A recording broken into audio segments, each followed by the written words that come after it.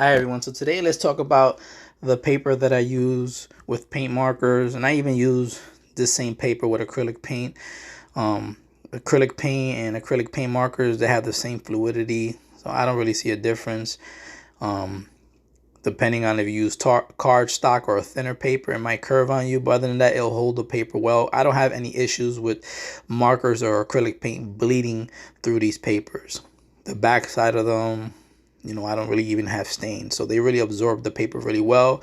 And even the white paper that I use, the plain old computer paper, that holds a lot of ink.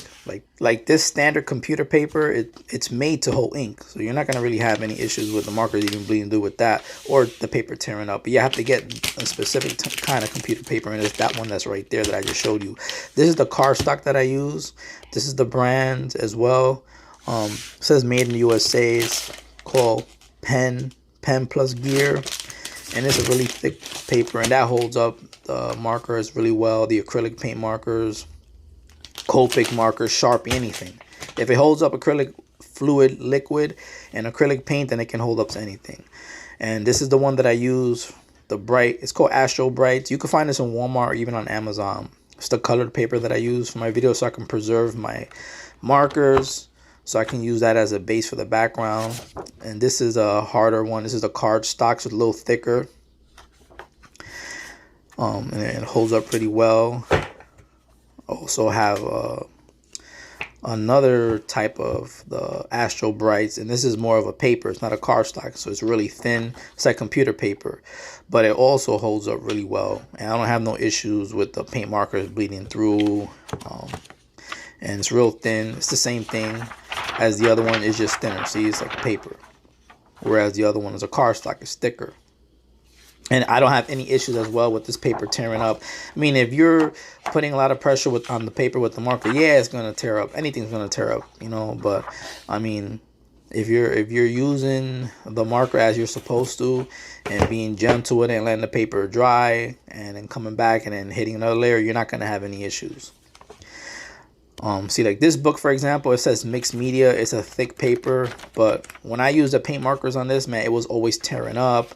I only paid $3 for the book in Walmart, so it didn't really bother me. But you can see, like, I would use one pass and it just tear up, and it's like clumps of paper and ink and marker. It was nasty. So that's the reason why I didn't buy any more art books, because a lot of art books do that. I just stick with, the cardstock, and I just cut it into small pieces. And when I'm doing my shorts videos, as you can see here, I just paint on them, and they do what real well. So you can see as I'm flipping through, none of that is bleeding through. I even double up. I even use the front and the back. So I don't run through all the paper. I mean, it's not expensive, but if I could use both sides, I will. What we got here? Yeah, here's some of the cardstock mixed with the paper, and you can see none of it bleeds through. Here's a thin piece of paper here where I did Garfield. And I'm gonna pull it out right now, and you can see, the white, the green, the black. It didn't bleed through either. Here's a SpongeBob cardstock, a little thicker, doesn't bleed through, so it does really well. It doesn't tear up the paper.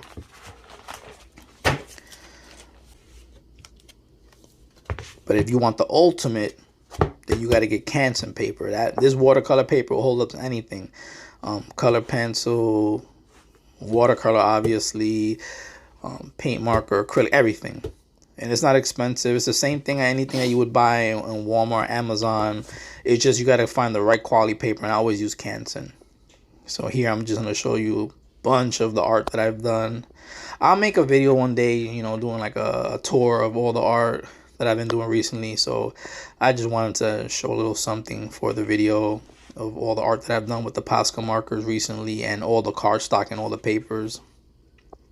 So if you guys want to learn more, just subscribe if you haven't. Watch my videos. I have tons of videos doing, my traditional style, my original style. I also do portraits, I do paintings, and I also do, characters, SpongeBob, Sonic.